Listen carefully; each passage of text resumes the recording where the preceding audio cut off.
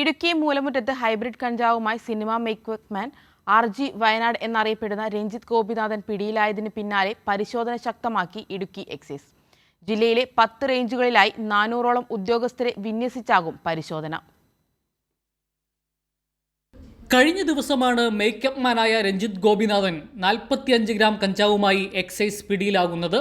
Excise വകുപ്പിന്റെ operation clean state കോമ്പിങ്ങിന്റെ ഭാഗമായി Moolamattom excise സംഘം നടത്തിയ വാഹന പരിശോധനയിലാണ് അതീവ വീര്യമേറിയ ഹൈബ്രിഡ് കഞ്ചാവുമായി പ്രതിയെ പിടികൂടിയത്.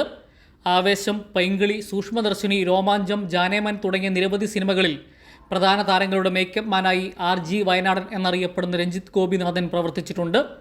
സിനിമാ ലൊക്കേഷനുകളിൽ ലഹരി ഉപയോഗം വർദ്ധിക്കുന്ന സാഹചര്യത്തിൽ മേഖലയിൽ പ്രത്യേക സ്ക്വാഡിനെ നിയോഗിച്ച് പരിശോധന കർശനമാക്കും.